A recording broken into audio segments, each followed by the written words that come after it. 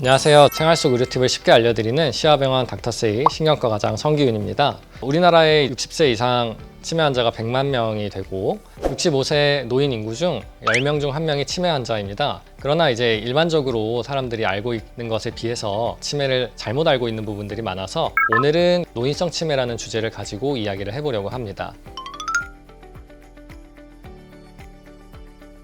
흔하게 알고 있는 알츠하이머라는 말을 많이 들으셨을 겁니다. 노인성 치매 대부분은 알츠하이머라고 생각을 하실 수가 있는데요. 그 외에도 루이소체 치매라든지 혈관성 치매 이런 것들도 같이 포함이 되어 있고 노인들에서 잘 생기는 치매들을 통틀어서 노인성 치매라고 부르는 것이라고 이해하시면 되겠습니다. 보통 노인성 치매 한 60% 정도가 알츠하이머 치매라고 이야기를 할 수 있습니다. 노화라고 생각을 하시면 되는데 머리에서 문제를 일으키는 베타 아밀로이드라는 물질이 뇌에 축적이 되면서 뇌의 퇴행을 일으키게 됩니다. 요새는 그 외에도 여러 가지 연구들이 진행이 되면서 타우 프로테인이라든지 여러 가지 원인들이 이제 치매에 영향을 줄 것으로 생각을 하고 있습니다.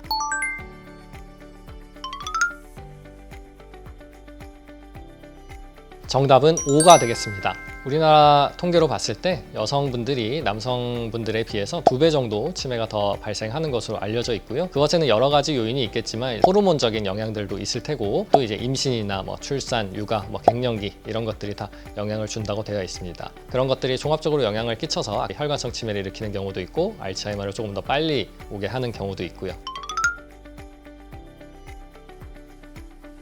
정답은 X가 되겠습니다. 제 외래에 오시는 분들을 보면은 치매로 오시다가 나중에 우울증 약을 처방받으시는 분들도 계시고 단순 우울증인 줄 알았는데 나중에 치매로 밝혀지는 경우도 있고요. 두 가지가 같이 오는 경우도 있습니다. 멀쩡한 사람이 치매라고 진단을 받게 되거나 혹은 진단을 받지 않더라도 내가 기능이 떨어진다는 것을 스스로 알게 되는데요. 그러면서 우울증이 오게 되는 거죠. 또한 반대로 우울증이 있는 사람들이 활동을 적게 하게 되면 결국에 뇌에서 활동성이 줄어들고 자극이 적어지기 때문에 치매가 더 빨리 온다는 이야기도 있습니다.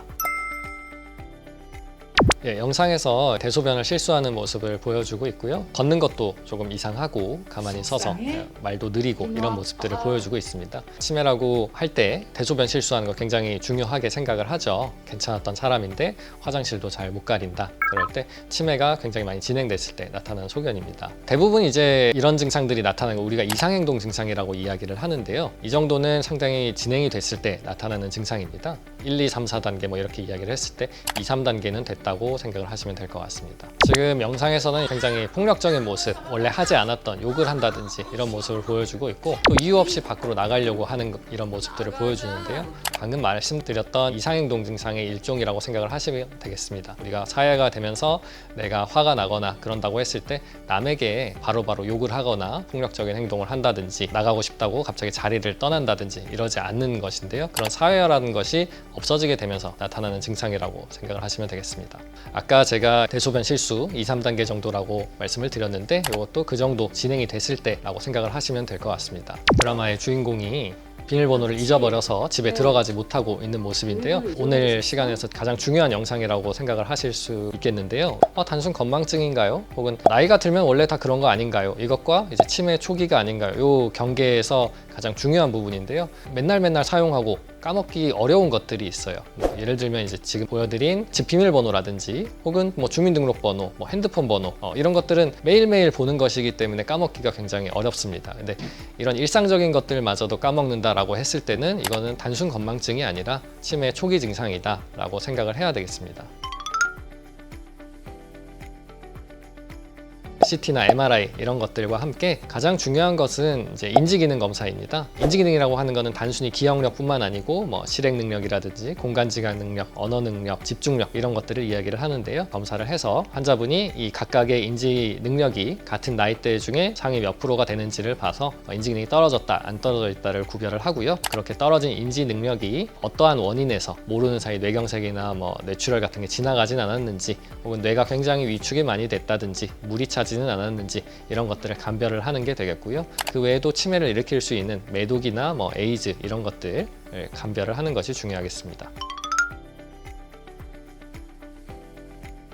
의사들 사이에서는 크게 두 가지로 나눕니다. 치료가 가능한 치매와 치료가 불가능한 치매로 나누게 되는데요. 이번에 우리가 주제로 선정한 노인성 치매 같은 경우는 엄밀하게 말해서 치료는 불가능하다고 보셔야 되겠습니다. 하지만 치료가 가능한 치매를 감별을 해야 됩니다. 그것을 감별하기 위해 앞서 말씀드린 검사들을 진행을 하는 거고, 매독이라든지 혹은 뭐 수두증 이런 것들은 치료가 가능한 치매이기 때문에 치료를 하면은 다시 일상으로 잘 복귀를 할 수가 있기 때문에 검사를 하시는 것이 꼭 중요하겠습니다.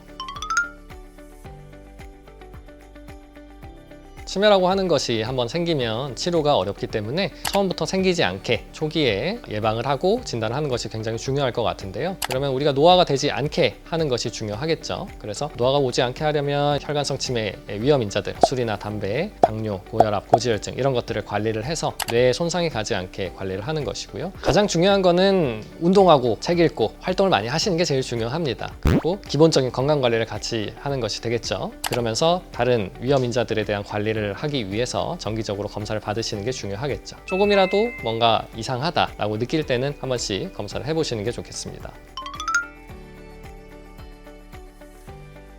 치매 환자뿐만 아니고 이제 한 40, 50대 넘어가시면 검진도 받기 두려워하십니다. 병원에 가서 무슨 병을 진단받으면 어떡하냐 이런 말씀들 많이 하시는데요. 초기에 발견을 해서 예방을 하는 것이 가장 중요하다 이렇게 생각을 하셔야 되겠습니다. 지금까지 시아병원 신경과 성기훈 과장이었습니다. 감사합니다.